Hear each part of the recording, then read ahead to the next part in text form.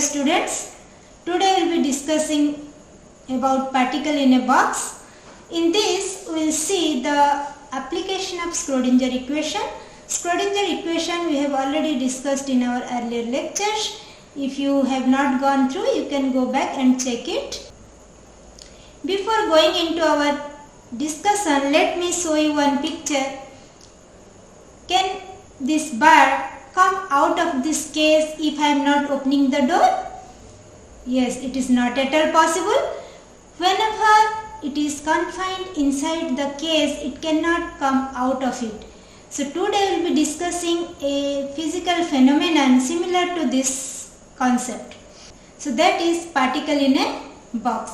Here a particle is confined inside a box or a potential well. This x direction shows the dimension of the box. In the y-axis I have taken the potential, what is the value of potential at each and every point, and the length starts from x is equals to 0 to x is equals to L. That means the dimension of the box is equals to L. And here the potential inside the box is 0 and it is infinity outside the box. That means if this is the walls of the box, that potential will be infinity outside. Now we will consider an electron of mass m is moving inside this box. Here, as I have told, the potential or V is equals to 0 when x lies between 0 to L, and it is infinity when x is less than 0 or x is greater than L. Here in this scenario we will be calculating the wave function associated with this moving electron. When a particle is moving, we have already seen in de Broglie hypothesis that a matter wave is always associated with a moving particle. Here this electron is moving, so we will be calculating the wave function associated with this electron, which is confined inside a potential well. Here we will be calculating the normalized wave function associated with the electron, and also we will calculate the energy and probability density associated with this moving electron. For this calculation, we will be using the Schrodinger equation. By solving the Schrodinger equation, we will calculate all these physical quantities. Similarly, the Schrodinger equation have different applications. This is the simplest one. Now coming to the wave function, we know that the particle is confined inside the box. So if it is not going outside, what will be the value of the wave function outside the box? Obviously it will be 0. So psi is equals to 0 when x is less than 0 or x is greater than L. But the particle is confined inside the box, so the wave function what we are going to calculate, that will be having some finite value inside the potential well. That means psi is not equals to 0 in between x is equals to 0 to x is equals to L. So considering the region between the two walls, we have V is equals to 0 for x greater than equals to 0 or less than equals to L. Here, as the box considered is one dimensional, we will be considering the one dimensional Schrodinger equation. What is the equation? That is del square psi by del x square plus 2m by h bar square e minus v psi is equals to 0. And we have the value for the potential inside the box is 0, and we are considering the region inside the box because outside the box the wave function is 0. Now if I substitute b is equals to 0 here, the equation will reduce to del square psi by del x square plus 2m by h bar square. Here e minus b will be equals to e, so it is e psi is equals to 0. Now if I am taking this 2m e by h square is equals to alpha square, then this equation will reduce to del square psi by del x square plus alpha square psi is equals to 0. So this is the equation we obtained, and the general solution of this type of equations are given as psi is equals to a sin alpha x plus b cos alpha x, because these are in form of waves, so it is a combination of sine and cosine waves. Let us see out of these two which one is a possible solution for this type of equation. Now considering the first one, can you tell which one will be correct? Okay, just think, let us see. So considering the first one, here what we have seen that the value of the wave function is 0 outside the box and it is having some finite value inside the box. If you remember, we have discussed in our previous class about the characteristics of the allowed wave functions, and one of those characteristics is that the wave function and its first derivative should be continuous. Here if you see, at this edge outside obviously it is 0. So at this point this is also 0. But at this end if you see, at this point it is having some finite value and outside it is going to be 0. That means there is a sudden jump from a finite value to 0. That means it is not continuous. But here if you can see, at both the edges it is 0 and outside also it is 0. That means the second case it is having continuous values, but in the first case we have a discontinuity at the second edge at this point. Okay, so that's what this one is not an acceptable wave function, whereas the second one is an acceptable wave function. So to calculate the exact wave functions, we will be using these boundary conditions and the characteristics of allowed wave functions. Now coming to the boundary conditions, what we have seen, it should go to 0 at both the boundaries, because outside the box the wave function is 0. That means at x is equals to 0, the value of the wave function should be 0, and similarly at x is equals to L, the wave function should also go to 0. So these are the two boundary conditions, psi is equals to 0 at x is equals to 0 and psi is equals to 0 at x is equals to L. Now we will use these boundary conditions to find out the constants in the wave function. This is the general wave function what we have taken. We will apply these boundary conditions. First I am considering the first boundary condition, that is psi is equals to 0 at x is equals to 0. Now I am putting x is equals to 0 over here. So sin alpha x, if x is equals to 0, that is sin 0, and sin 0 is equals to, right, it is 0. And what about cos 0? Cos 0 is 1. So here I can write 0 is equal to a sin 0 plus b cos 0, but this term is automatically 0 because sin 0 is 0. Whatever the value of a, the first term is going to be 0, and the sum of first and second term is equals to 0. That means this second term should also be 0. But we know that cos 0 value is 1. That means what is the value of b? It is nothing but 0. So b is equals to 0. Understood?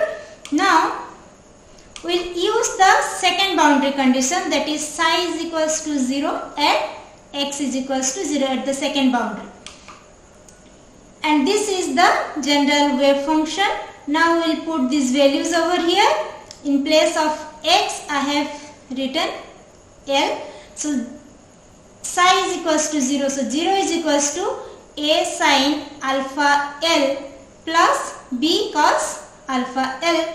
And from the previous slide, using the first boundary condition, we have found out b is equals to 0. Now I am applying this b is equals to 0 over here. So from here I can write 0 is equals to a sin alpha, because this second term will automatically 0 because as b is equals to 0. Here we cannot take a is equals to 0, because if I am taking a is equals to 0, I have obtained b is equals to 0. Then this, from this general form of the wave function, if I am putting a is equals to 0, b is equals to 0, then what will be psi? That is 0 everywhere, but that is not true. We have some finite value for psi inside the box.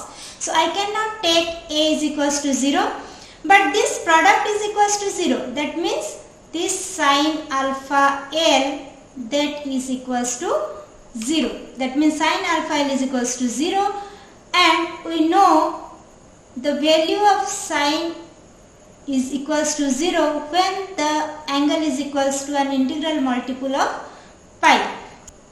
That means alpha L is equals to n pi. From here I can write alpha is equals to n pi by L. So remember this one, we will be using this in our further calculations. So alpha is equals to n pi by L. What is n over here? These are integral values. N is equals to 1, 2, 3, like that. Now we have obtained the value of b, we have obtained the value of alpha. Now this is the general wave function. What is the term we have not found out till now? That is a. And what we have obtained using the boundary conditions? B is equals to 0 and alpha is equals to n pi by L. Substituting these two values over here, I can write psi is equals to a sine n pi x by L. What I have done? I have just, if b is equals to 0, this second term will equals to 0, and in place of alpha I have written n pi by L. So psi n is equals to a sine n pi x by L. Why I am writing n over here? Because if I am changing the value of n, that is 1, 2, 3, we will be getting different wave functions, psi 1, psi 2, psi 3. Those are for different energy levels. Now this a over here, to calculate that, we will be considering the normalization condition, and we will see how we are getting a from normalization condition. Now we will see the normalization condition. What is that? The probability of finding a particle over the entire space is equals to 1, that is psi mod square d tau integration from minus infinity to plus infinity is equals to 1, and we will use this normalization condition over here. Here we have psi n is equals to a sine n pi x by L. So substituting this over here, I can write psi n mod square and dx I am writing because here we are considering one dimensional case. So it is dx, and this limit I have taken from 0 to L because when x is less than 0, psi is 0. When x is greater than L, then also we are getting psi is equals to 0. So we are having a finite value for psi within x is equals to 0 and x is equals to L. So it is 0 to L.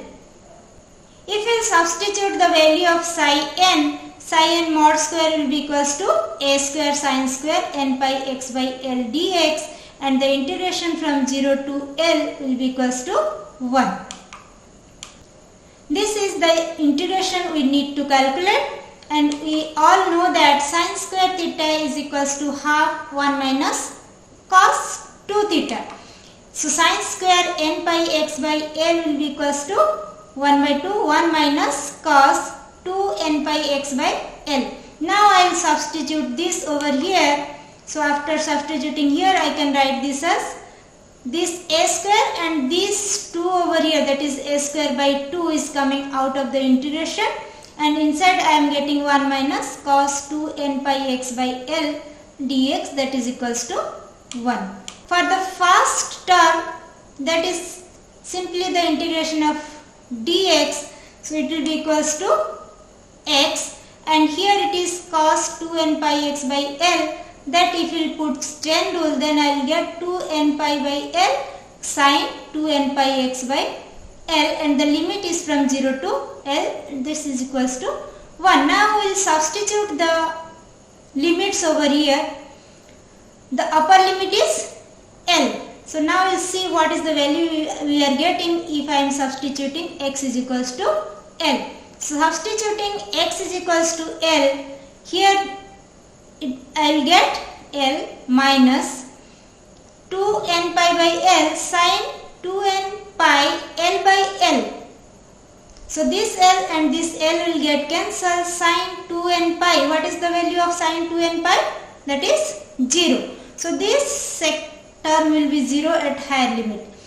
At higher limit I will get only L. Coming to the lower limit, at lower limit x should be 0. So this is 0. Here also if I am putting x is equals to 0, I will get sin 0, that is again 0. So 0 minus 0 is 0. So at higher limit we are getting L, at lower limit we are getting it 0. So it is L minus 0, and that is nothing but a square L by 2 is equals to 1, and what we are calculating, that is a. So from here I can write a square is equals to 2 by L, or a is equals to square root of 2 by L.